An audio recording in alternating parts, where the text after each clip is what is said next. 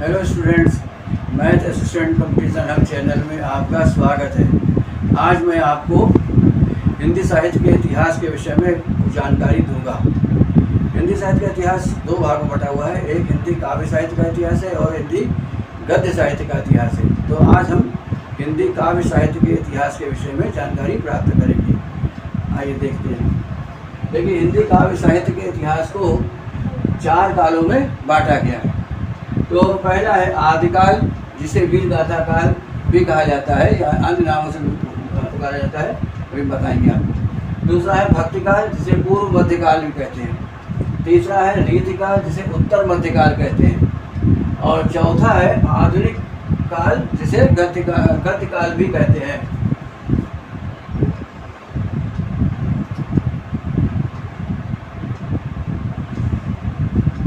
Next है, अब आइए देखते हैं। तो भक्ति काल जो है उसको 2 भागों में बांटा गया है। एक है निर्गुण मार्गी शाखा और दूसरा है सगुण मार्गी शाखा। ठीक है। और उसी तरह से रीति काल जो है इसको भी 3 भागों में बांटा गया है। यानी रीतिबद्ध काव्य, रीति सिद्ध काव्य और रीति मुक्त काव्य है। कहीं कहीं आपको 2 ही मिलेंगे। 2 मतलब जैसे एक लिखा हुआ है रीतिबद्ध काव्य और रीति मुक्त काव्य, रीति सिद्ध काव्य नहीं लिखा मिलेगा। तो ये इतिहासकारों के बीच में मतभेद है। आइए उसके बाद हम बताते हैं निर्गुण मार्गी शाखा। यहाँ पर निर्गुण मार्गी शाखा को भी 2 भागों में बांटा गया है। पहला है ज्ञानाश्रयी शाखा, दूसरा है प्रेमाश्रयी शाखा। उसी तरह से सगुण मार्गी शाखा को भी 2 भागों में बांटा गया है। पहला है कृष्ण मार्गी शाखा और दूसरा है राम मार्गी शाखा। ठीक है। अब आते हैं आधुनिक काल के विषय में। तो आधुनिक काल को जो है देखिए, अब इसको जो है 6 भागों में बांटा गया है। पहला है भारतेंद्र युग, दूसरा है द्विवेदी युग, तीसरा है छायावाद, चौथा है प्रगतिवाद, 5वां है प्रयोगवाद और छठा है नई कविता। देखिए, पहला काल जो है वो आदिकाल के नाम से जाना जाता है। अब इस आदिकाल को अन्य नामों से भी पुकारा गया है और इसके काल विभाजन में भी काफ़ी अंतर है। विभिन्न साहित्यकारों ने अलग अलग सन बताए हैं, संवत या सन बताए हैं। देखिए, यहाँ 650 से 1350 ईस्वी तक आदिकाल का समय माना जाता है। ठीक है। अब यहाँ देखिए, सर जॉर्ज ग्रियर्सन जी ने इसको चारण काल के नाम से पुकारा था और सन 700 से 1300 ईस्वी तक इसका समय माना है। दूसरा आरंभिक काल मिश्र बंधुओं का दिया हुआ समय है और इसको संवत 700 से 1343 ईस्वी तक माना गया है। फिर तीसरा नाम आता है रामचंद्र शुक्ल जी का। रामचंद्र शुक्ल जी ने इसको वीर गाथा काल के नाम से संबोधित किया और संवत 1050 से लेकर 1375 विक्रम तक इसका समय माना है। नेक्स्ट है संधि काल। राम कुमार वर्मा जी ने इसको संधि काल का नाम दिया और संवत 700 से 1000 विक्रम संवत माना है। फिर उसका 2 विभाजन कर दिया इन्होंने। फिर चारण काल नाम दिया इन्होंने और संवत 1000 से 1375 विक्रम माना। ठीक है ना। उसके बाद इसका सही काल विभाजन डॉक्टर गणपत चंद्र गुप्त जी ने किया। उन्होंने इसका नाम प्रारंभिक काल रखा और उन्होंने सन 1100 से 1184 से 1350 ईस्वी तक माना। इसके अलावा और लोगों ने भी इसका नामांकरण किया है। जैसे सिद्ध सामंत काल, ये राहुल सांकृत्यायन जी ने कहा है ना। महावीर प्रसाद द्विवेदी जी ने इसे बीज भवन काल कहा है ना। चंद्रधर शर्मा गुलेरी जी ने इसे अपभ्रंश काल कहा और विश्वनाथ मिश्र जी ने इसको वीर काल कहा। अंत में आचार्य हजारी प्रसाद द्विवेदी जी ने इसे आदिकाल नाम दिया, जो आज तक चला रहा है। देखिए, इसके नाम जो इतने सारे नाम पड़ गए, उसका मेन कारण क्या रहा? मुख्य कारण यह रहा कि लोगों ने उस काल की एक एक प्रवृत्ति को पकड़ा और एक एक प्रवृत्ति को पकड़ने के कारण उसका अलग अलग नाम दे दिया। अब जैसे किसी भी युग का जब नाम दिया जाता है तो इस बात को ध्यान में रखा जाता है कि उस काल की समस्त प्रवृत्तियां उसमें आ जाए या उसके नाम से इतना पता चल जाए कि इस काल में क्या है।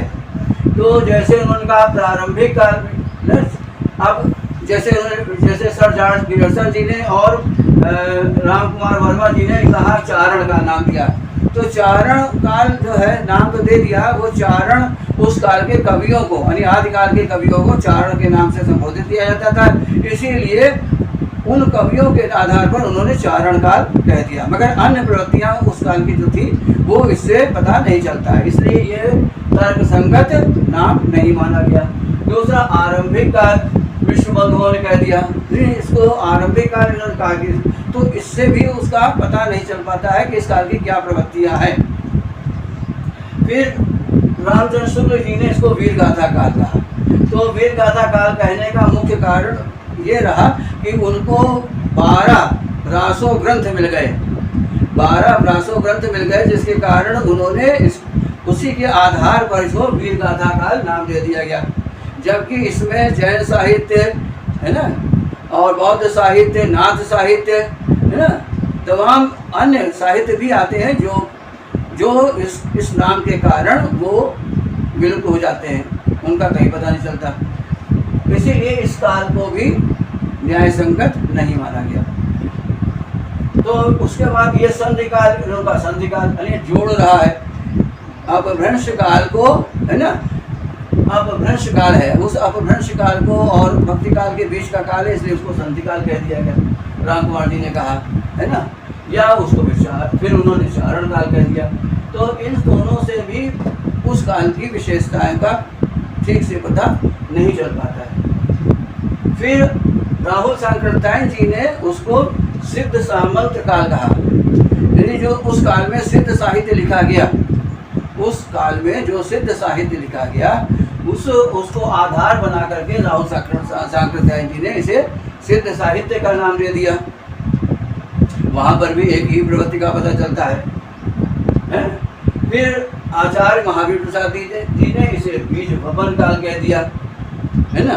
तो मगर यहाँ पर भी बीज वपन तो हो रहा है, बीज उत्पन्न हो रहा है किसका,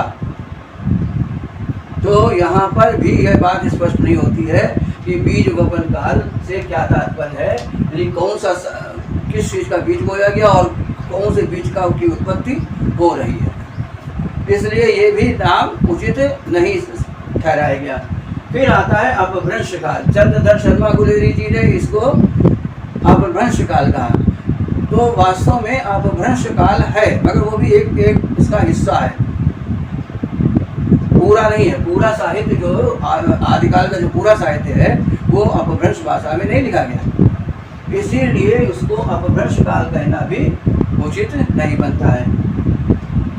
वीर काल, फिर वही गलती हो गई, यहाँ आचार्य विश्वनाथ प्रसाद मिश्र जी ने वही गलती कर दी जो यहाँ पर रामचंद्र शुक्ल जी ने कर दी थी।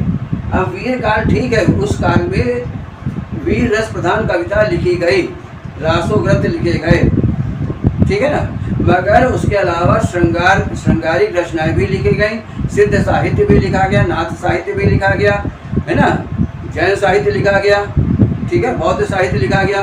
तो इस नाम से वो सारी चीज़ें छूट जाती हैं, इसलिए ये नाम भी उचित नहीं है। तो अंत में आचार्य हजारी प्रसाद द्विवेदी जी ने इसको आदिकाल के नाम से संबोधित किया। तो आदिकाल यानी ये हिंदी साहित्य का यहाँ से प्रारंभ हो रहा है, आदि हो रहा है, इसीलिए इसको आदिकाल कह करके उन्होंने सारे मतभेदों को दूर कर दिया। देखिए आदिकालीन साहित्य जो है उसको 5 भागों में बांटा गया है। पहला है सिद्ध साहित्य, दूसरा है जैन साहित्य, तीसरा है नाथ साहित्य, चौथा है रासो साहित्य और 5वां है लौकिक साहित्य। अब इसमें अलग अलग साहित्यों के अलग अलग कवियों के और उनके साहित्य के विषय में बताया जाएगा। तो पहला जैसे सिद्ध साहित्य है, तो सिद्ध साहित्य में बौद्ध धर्म के जो वज्रयान तत्व पर जोर दिया गया है और ये पूर्वी क्षेत्र में इसका प्रचार प्रसार किया गया है, ठीक है।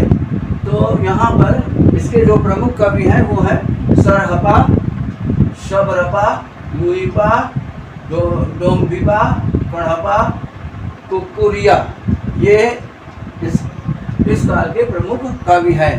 सरहपा को हिंदी साहित्य का प्रथम कवि भी माना जाता है। कोई साधनाओं व सहज जीवन पर बल देने की प्रवृत्ति इस काल में मिलती है, यानी इस काल में जो है कोई साधनाओं, गुप्त साधनाओं पर विशेष बल दिया गया है, और सहज जीवन, सरल जीवन जीने की बात कही गई है। ठीक है। तो अब नेक्स्ट आता है जैन साहित्य। जैन साहित्य जो है उसके जो आचार्य कवि हैं वो है आचार्य देवसेन। आचार्य देवसेन, इनके द्वारा रचित किताब है श्रावकाचार्य। दूसरा है मुनि शालिभद्र सूरी, इनकी रचना है भरतेश्वर बाहुबली रास। और तीसरा है विजय सेन रचित, विजय सेन, इसका विजय सेन सूरी जो है इसका के कवि है, उनकी रचना है रेवंत गिरि रास। रेवंत गिरि रास। फिर है जिन धर्म सूर्य, इनकी रचना है स्थूल भद्र रास।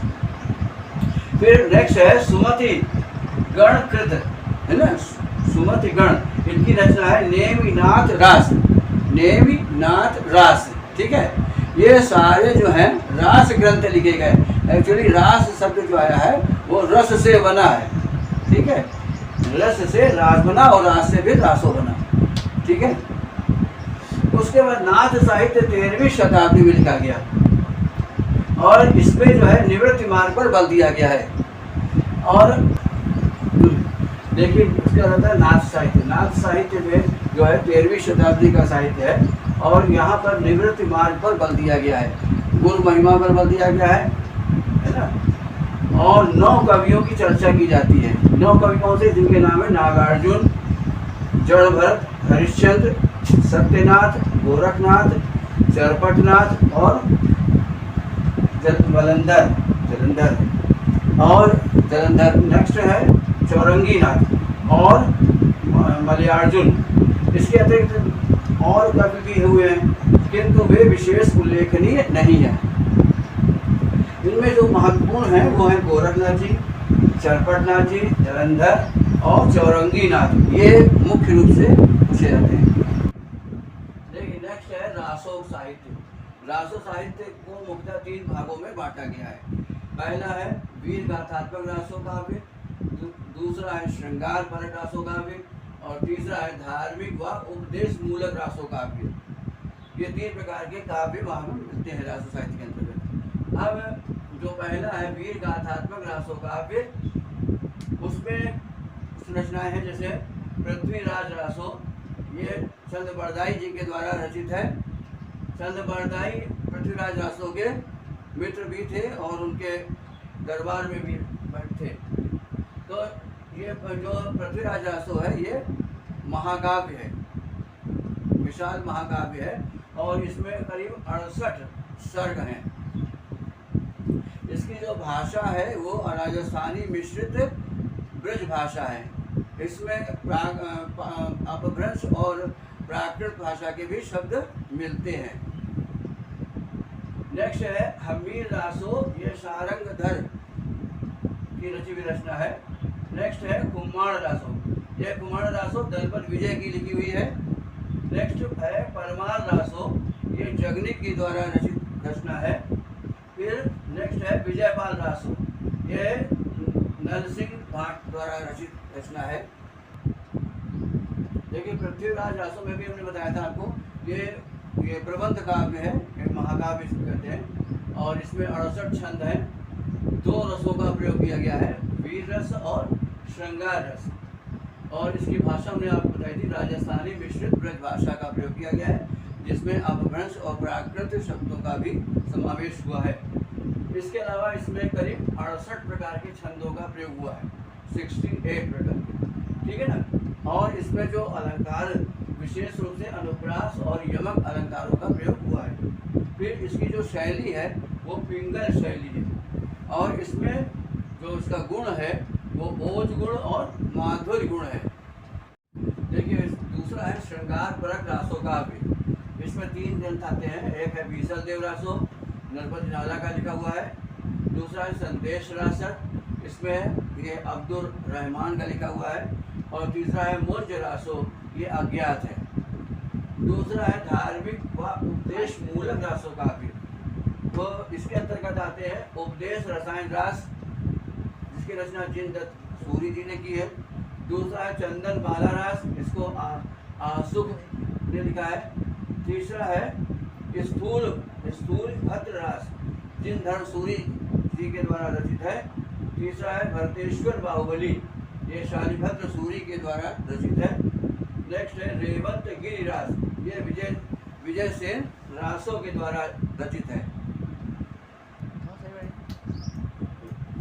लौकिक साहित्य, इसका है पहला अमीर खुसरो की पहेलियाँ या मुकरियाँ, ये अमीर खुसरो जी की लिखी हुई है। दूसरा है ढोला मारू का दूहा, ये कुशल राय वाचक का लिखा हुआ है। तीसरा बसंत विलास, इसके रचयिता का नाम ज्ञात नहीं है।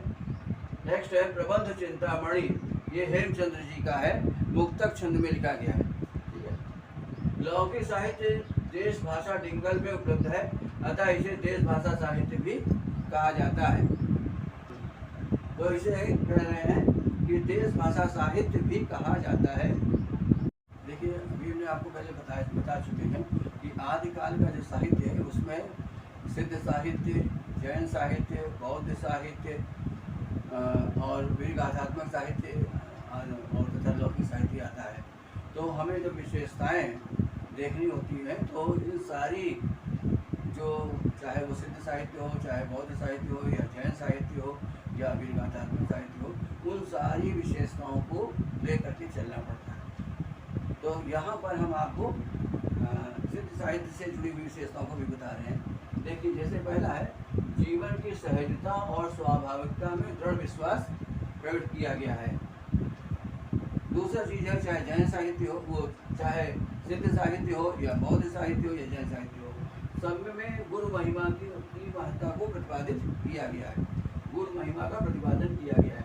फिर तीसरी चीज़ है वो चाहे मैंने बताया कि चाहे सिद्ध साहित्य हो और चाहे बौद्ध साहित्य हो, दोनों में बाह्य आडंबरों एवं पाखंडों की कटु आलोचना की गई।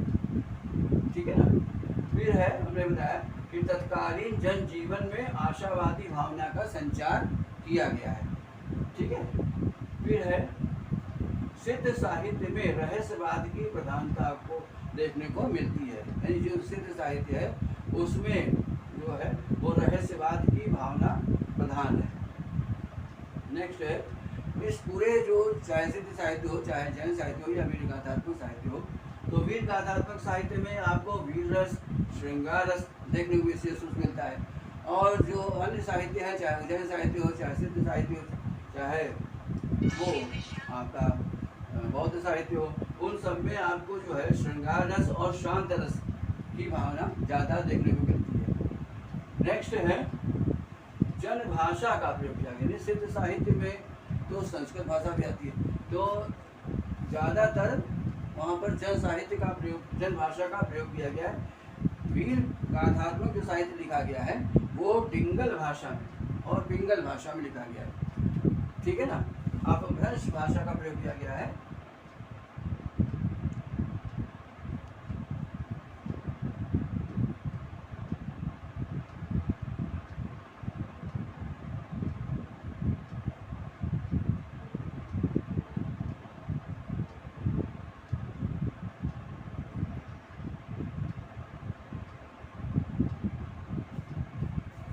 अपभ्रंश भाषा का प्रयोग किया गया जिसमें डिंगल और पिंगल भाषा आती है। ठीक है ना। फिर यहाँ छंदों का प्रयोग, बहुत सारे बहु छंदों का प्रयोग किया गया है। बहु छंदों का प्रयोग किया गया। हमने आपको बताया था शुरू में करीब 68 छंदों का प्रयोग किया गया है। अभी हम आपको उसके आगे भी बताएंगे। देखिए उसका है कि वीर गाथात्मक काव्य की प्रधानता पाई जाती है। रासो साहित्य लिखा गया है और इसी के कारण जो 12 किताबें मिलती हैं वो रामचंद्र शुक्ल जी ने 12 किताबों का 12 पांडुलिपियों का उल्लेख किया है और उसी कारण उसमें उसी के आधार पर ही उन्होंने उसका जो है वीर गाथा का नाम भी दिया था।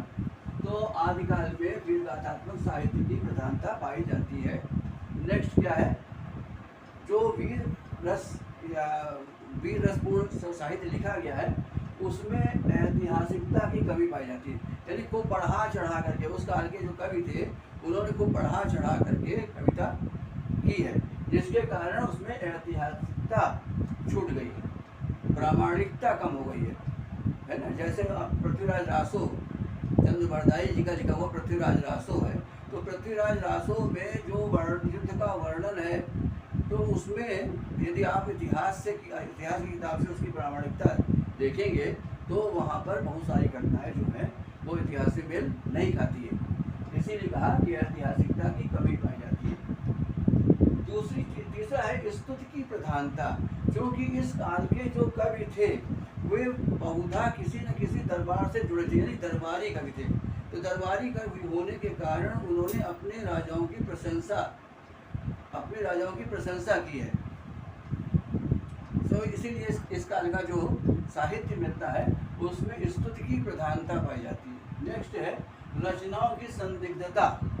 तो रचनाओं की संदिग्धता इसीलिए कहा गया है कि इस साल की जो बात हमने आपको बताया था कि रामचंद्र शुक्ल जी ने 12 पुस्तकों के नाम तो गिना दिए, मगर जैसे कुमार रासो है, परमार रासो है, जयचंद्र प्रकाश है, इनकी प्रामाणिकता जो है वो संदिग्ध है, क्योंकि इनकी जो है मूल प्रति नहीं मिलती है।